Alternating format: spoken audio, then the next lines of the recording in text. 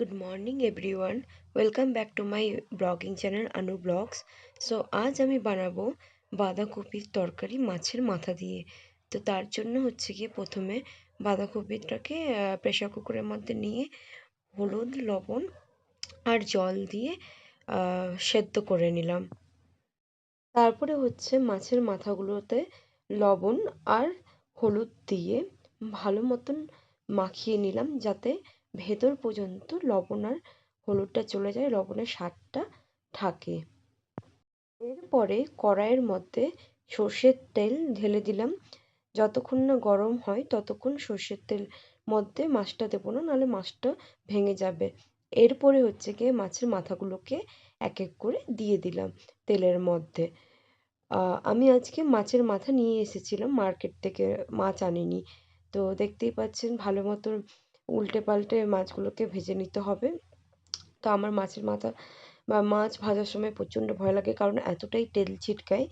আপনারা জানেনই নিশ্চয়ই, আপনাদেরও এক্সপিরিয়েন্স আছে। যাই হোক, সব মেয়েদেরই প্রায় এক্সপিরিয়েন্স থাকে। তো মাছের মাথাগুলো প্রায় ভাজা হয়ে গেছে। এরপরে ভাজা হয়ে যাওয়ার পরে মাছের মাথাগুলোকে এক এক করে তুলে বাটির মধ্যে আলাদা করে রেখে দিলাম। এরপরে প্রেসার কুকারটা খুলে বাঁধাকপিটা দেখতেই পাচ্ছেন সেদ্ধ হয়ে গেছে। তো তারপরে কড়াইয়ের মধ্যে কিছুটা তেল গরম করতে দিয়ে পাঁচ ফোড়ন, তেজপাতা, কিছুটা শুকনো লঙ্কা নিয়ে ভালো মতন নাড়াচাড়া করে ভেজে নিতে হবে ফোড়নের জন্য। তারপরে কেটে রাখা আলুগুলোকে এক এক করে কড়াইয়ের মধ্যে দিয়ে দিতে হবে, নিয়ে ভালো মতন নাড়াচাড়া করে আপনারা পারলে একটু লবণও অ্যাড করতে পারেন, নিয়ে লাল করে ভেজে নিতে হবে। এরপরে আলুটা ভাজা হয়ে গেলে পরে কুচিয়ে রাখা টমেটোগুলোকে ভালোভাবে ভেজে নিতে হবে। তো যতক্ষণ না ভাজা হয় ততক্ষণ আলু টমেটোটাকে সেদ্ধ করতে দিয়ে দিবেন। এরপরে দেখতেই পাচ্ছেন ঢাকনাটা তুলে নিয়ে অলমোস্ট 60% টমেটোটা ভাজা হয়েই গেছে। তো এরপরে হচ্ছে কি আদা রসুনের পেস্টটা দিয়ে ভালো মতন নাড়াচাড়া করে নেবেন। গ্রাইন্ডারের জারের মধ্যে কিছুটা জিরে, কিছুটা পরিমাণ ধনে, কয়েকটা শুকনো লঙ্কা, আপনারা যেভাবে ঝাল খাবেন নিয়ে ভালো মতন গ্রাইন্ড করে নেবেন।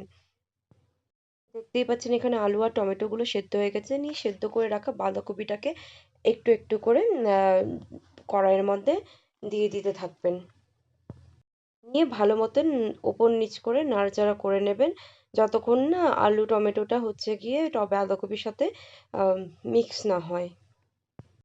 তো এরপরে দেখতেই পাচ্ছেন বাঁধাকপিটা প্রায় সেদ্ধ হয়ে এসেছে। তো ওপর নিচে করে ভালো মতন নাড়তে থাকবেন। আমার তো মাছের মাথা দিয়ে বাঁধাকপির তরকারি খেতে ভীষণ ভাল লাগে। নট অনলি মাছের মাথা দিয়ে বাঁধাকপির তরকারি, যে কিছুই বানাই না কেন মাছের মাথা দিয়ে সব কিছুই আমার খেতে ভালো লাগে। সো এরপরে হচ্ছে গিয়ে সাইডে বাঁধাকপিটাকে নিয়ে কড়াইয়ের এক সাইডে হচ্ছে গিয়ে তেল নিয়ে মশলাটাকে ভালো মতন হচ্ছে গিয়ে ভাজা ভাজা করে নেবেন। আমি তো এভাবেই করি, তাড়াতাড়ি কাজটা যাতে সেরে যায়। আপনি প্রথমেও অ্যাড করতে পারেন মশলাটাকে, তারপরে হচ্ছে বাঁধাকপিগুলোকে দিতে পারেন, কিন্তু আমি এভাবেই করি যাতে কম টাইমে হয়ে যায়। সো দেখতে পাচ্ছেন ভাজা মাছগুলোকে দিয়ে দিলাম।